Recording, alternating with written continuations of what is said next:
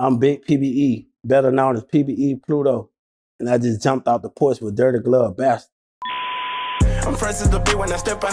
Wiggin' these beat hatin', I don't care about them. Designing they fitting, I bail about them. I'm in that whole flexing on. All right, so we got PBE Pluto off the porch with us today. Definitely. How you feeling today, man? Man, I'm feeling great, man. Yeah. I said circling around the ATL, trying to get something popping out here. Okay. Yeah. Get some motion going on in the city. Yeah.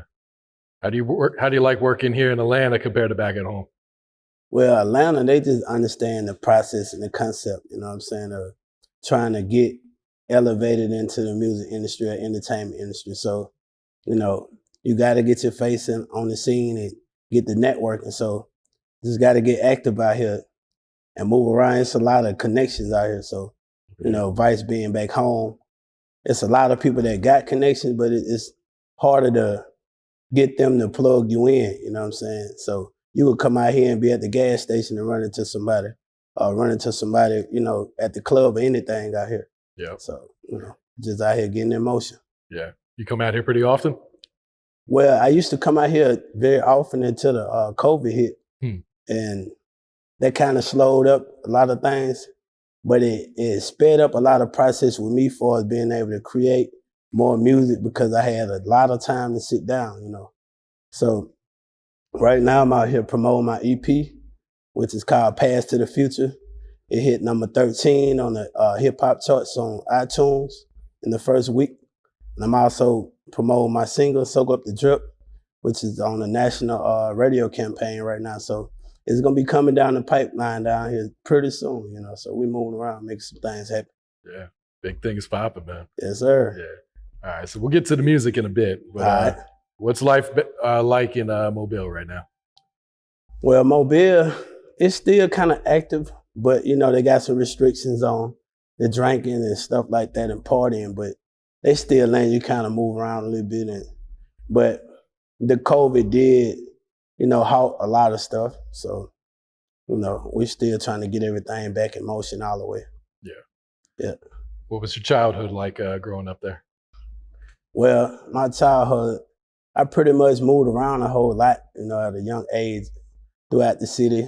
By the time I was 12, we moved around 50 times, you know. Oh, wow. No exaggerated number, you know. We literally moved 50 times by the time I was 12. And we stayed in pretty much every neighborhood in the city. So, you know, staying in 3-bedroom houses with 20 to 30 people. Wow. At one time, you know, I never knew what my own bed was until I moved out on my own. But, you know, I appreciate the struggle that I went through because I gained so much out of it. I learned a lot. I mean, shit, I can steal every type of utility you could think of. Shit. Hey, we had so much lights and water cut out. Shit. Yeah. I probably can hook the water up without the meter in. But, you know, we passed that level now. We on a whole new plateau. But I appreciate the struggle that I went through because it gave me so many survival tactics that if I ever had to go back to the bottom, I still know what to do. Yeah. Real shit. Yeah. Definitely. So what would you say is one of the biggest life lessons you learned while growing up? You just got to be mindful of the people that you have in your circle. You know, everybody not in the best of your interest. Everybody don't want to see you win. Just because they cheering for you don't mean they want you to win. You know, a lot of people want you to be successful, but they don't want you to be more successful than them. So sometimes you just got to go through life to figure that out and figure out who really for you and who really ain't. And being able to just believe what I'm seeing. You know what I'm saying? Like, some people you don't want to believe they're on the type of time they on, you know, because you've been knowing them, you done blessed them, they done blessed you. But the whole time they've been against you. So, you know, that's been one of my biggest life lessons, just learning how to believe it. Yeah. Yeah. And did you end up going to the Navy? Oh, definitely. Yeah. I went to the military. I did 4 years in the Navy. I was an IT, you know, I was on a few ships and I got in some trouble and stuff in the Navy too, but I was able to persevere through that. You know, I caught some drug charges when I was 19.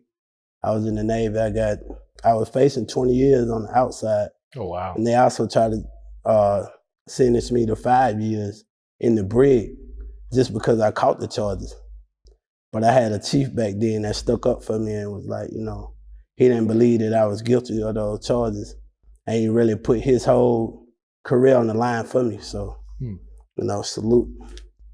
You know, now I'm still alive. I was able to get past that situation because I wasn't guilty, but, you know, it was just a bluff to try to associate me with some people that they just seen how I was maneuvering and who I was dapping and moving around the club. So they felt like, you know, I'm gonna tell them the information they want to hear. And if I didn't tell them, they want to put the charges. So shit, we just took it to trial. I knew I was innocent, so I ain't had nothing to worry about. Yeah. Did you leave the Navy after that trial, or?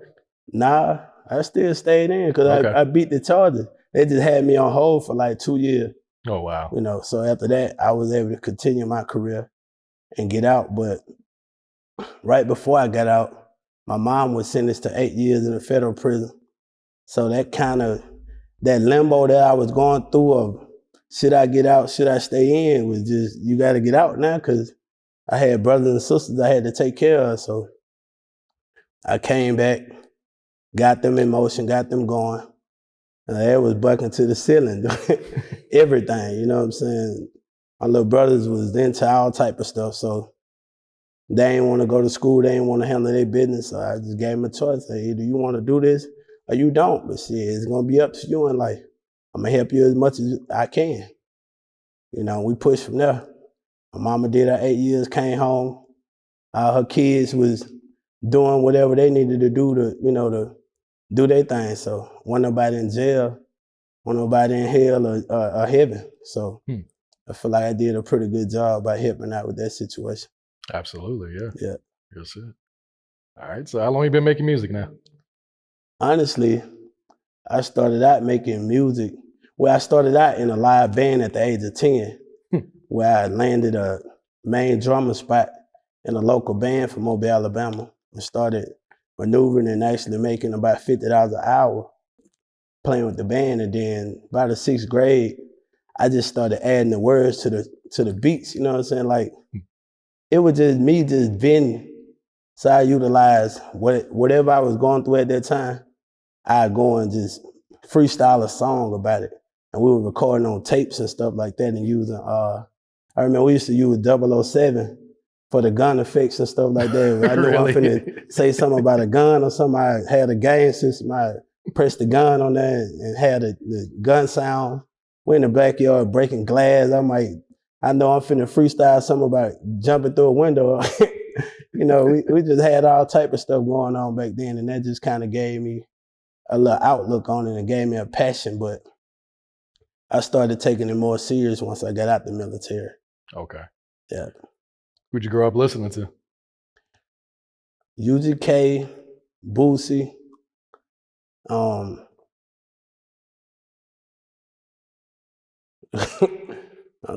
was mainly Boosie a whole lot. Yeah. Gotti, T.I. Yeah, pretty much the old cats. A lot of street rappers. Yeah, definitely. I mean, I came from the slums. I'm from the projects.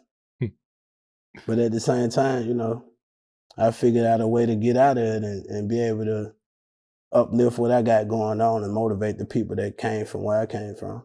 Yeah. Yeah. You're also a producer as well? Well, I don't touch the keys of the instruments, but I just know what I want. So I kind of guide the people in the direction that I want it in. Okay. You know, so I'm hands-on with everything that I do when it comes to my making songs and making whatever process. I like to be hands-on. I like to be there. I don't take beats that's already pre-made or none of that. Really? Everything is made when I get in the studio. I just come up with it right then, because that's a lot of issues when it comes to getting pre-made beats. You know, people be reselling or, you know, you be saying this mine, then it's sold to somebody else. They got mad at that person. I ain't got time for that. I know my beat was made when I got in there. He made every tone to whatever I was freestyling about at that point. Yeah. Yeah. So who are some of the producers you work with then?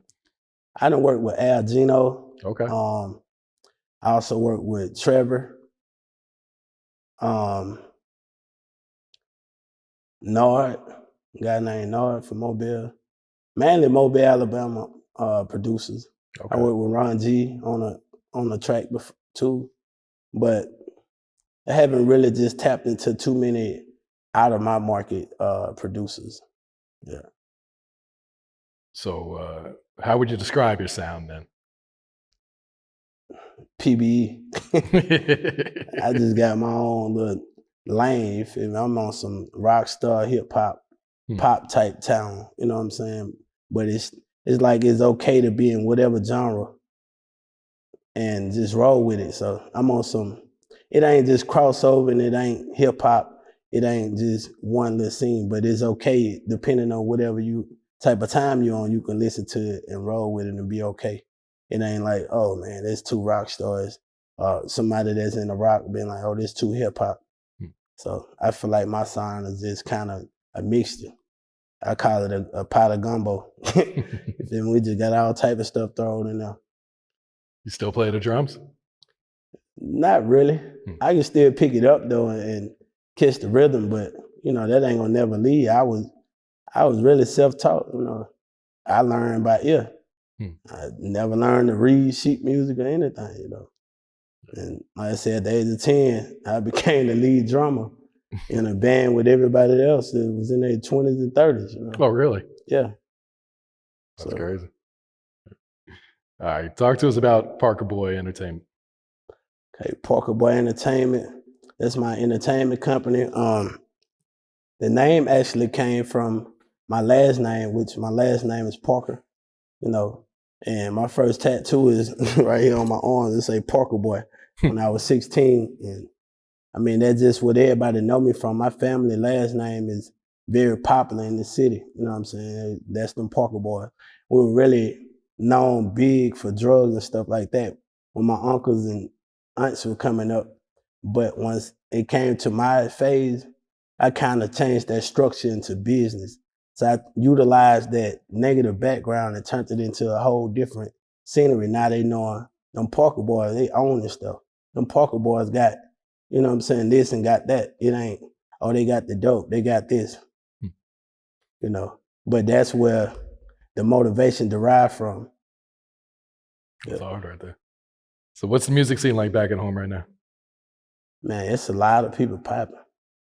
It's a lot of artists popping. Like, man, mainstream, we got No Cap, Rollo Rodriguez, Young Blue, R&B Peasy, Flo Milli. We even got JD the guy that signed to Boosie, Pasa the Don. With a lot of them, mainly the cats they got a deal situation, but then we got a whole conglomerate of artists, man. We're untapped diamond mine. We got so much talent in Mobile from every angle to rock, pop, hip hop, whatever. We got a lot of up and coming artists that's shining and on their way. It's just my thing is they need the business. They got to learn the business, and a lot of them try to step above the step that they really should be on. You know, you got to learn that business. It don't matter how many steps you take, you got to do them bottom steps because it still ain't gonna get you nowhere until you learn the business, unless you get in a situation that you don't want to be in, because somebody else got to do the business for you. Hey, and I always end up being in a situation that you really don't want, because ain't nobody obligated to tell you nothing. Ain't nobody obligated to show you nothing. You know, everybody gonna get in the game and do what's business, and business is what it is. It ain't no friendship. You know, if I know this is worth $50,000 and you trying to sell it to me for $5,000, you think I'm finna tell you it's worth $50,000? I'm gonna give you $5,000. I might even try to negotiate $4,500. You know, but then people get in those type of situations, they fail to educate themselves, and then when they find out this was worth $50,000, they want to come and say this person played them. No, you played yourself, because you didn't educate yourself with whatever type of business you were trying to do, whether it was music, drugs, whatever you wanted to do. You got to be educated. All of it is business. So, did anyone teach you the business, or did you kind of just learn it on your own? I pretty much learned it on my own, did a lot of research when I was in the military. I remember I used to try to get kicked out the military. Man, I'm trying to get the music industry. I don't know why I get in this, bro. I don't know. But a friend of mine came to me at an event. I had just got in trouble for flying back home, and I wasn't supposed to be back home. And he came to me, we was in the event, and he looked at me, he was crying. I'm like, what is he crying for, And he said, man, God told me you trying to get kicked out the military. So I looked at him like, man, because I never told nobody that at that time. And he said, just eat what's on your plate first and worry about dessert later. And to this day, I never even told him like that. One thing, man, turned my whole lifestyle around. And I went back, I just like, I'm just going to handle this. These 4 years, I'm going to learn what I need to know. I'm trying to rush and get out there.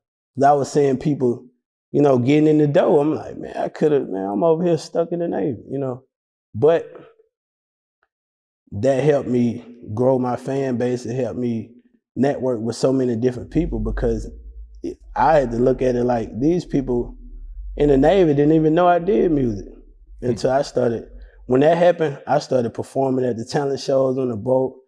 Like, man, people used to come up to my office and knock on the door. Man, it's my birthday. Do me a birthday freestyle. I'm like, man, what are you talking about? So that just helped me be able to transition and be able to create for different races and different type of people around the country and around the world. Yeah. Because through the Navy, I started being able to perform in different countries also. Yeah. What some countries did you perform in? Dubai, Bahrain, Italy, Spain, started maneuvering and just making a lot of connections through that, especially in Dubai, man. I had a real blast in Dubai, And that's probably one of the top countries that I want to go back to. Yeah. And definitely do some more work in. Yeah. Yeah, a lot of artists that are on right now can't say they performed in those countries. Right, yeah. Definitely. All right, so talk to us about that single, Soak Up the Drip. Okay, Soak Up the Drip. That's my first solo single for me being aside of me being a group with my brother, Kid Kimby.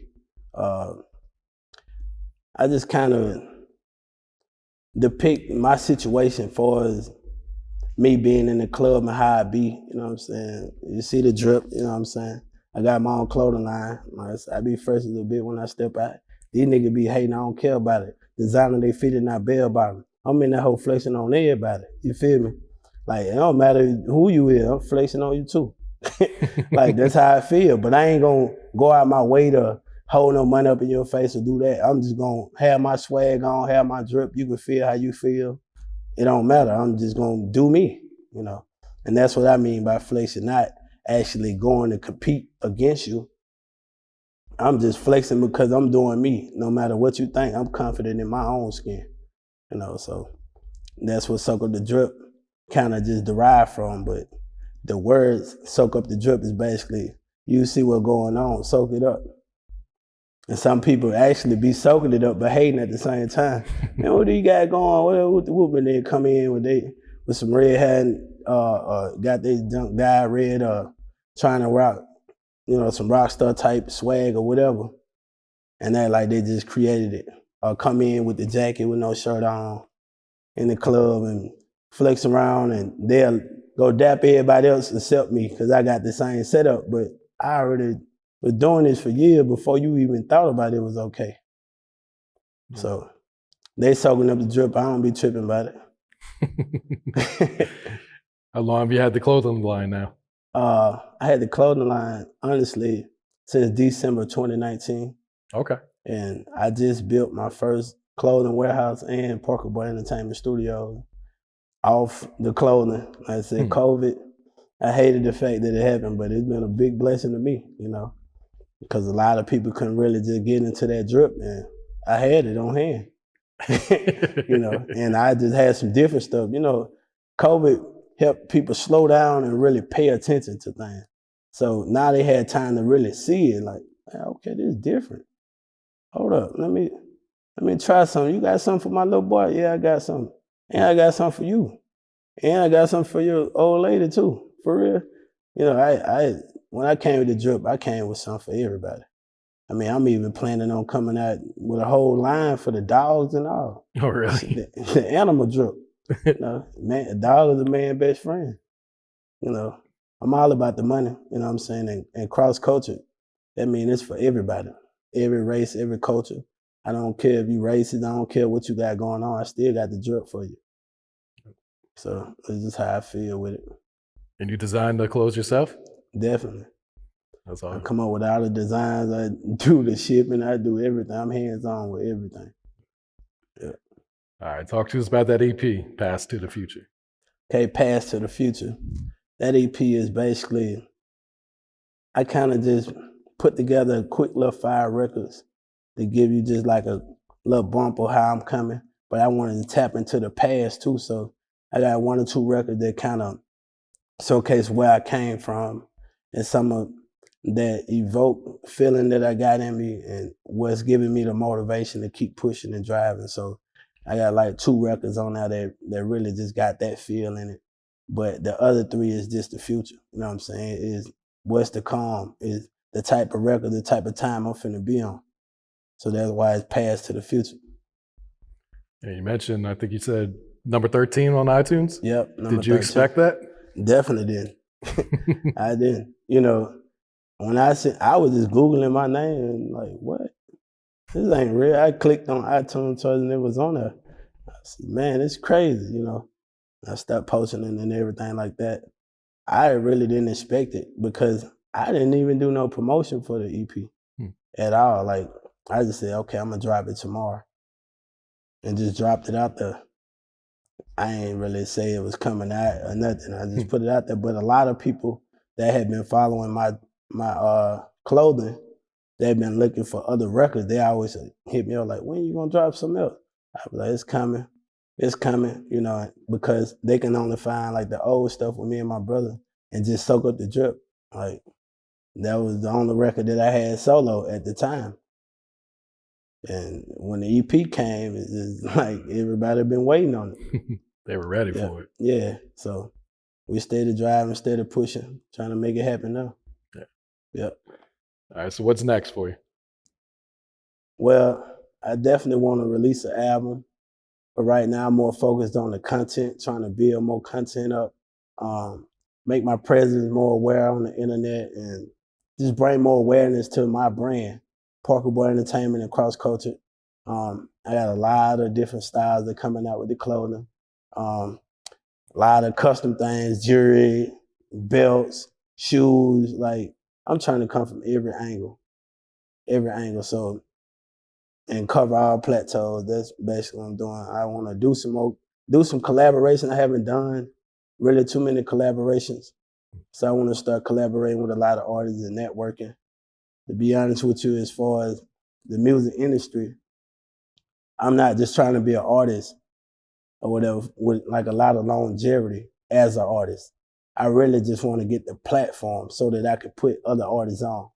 You know what I'm saying? And I tried investing in other people and networking with other people. It just always run into a dead end because as soon as they start getting motion, other people come and try to tell them what they can do. You know? So I'd rather just dump all that into myself, get where I need to be, and then I can control the situation, you know. For sure. All right. Any shout outs before we wrap this up? Man, shout out to everybody that's grinding, independent or mainstream.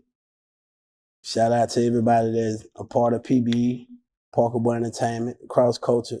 Shout out to Dirty Glove Bastard, you know, for doing this. Shout out to Off the Porch, everybody that's a part of the team, the movement.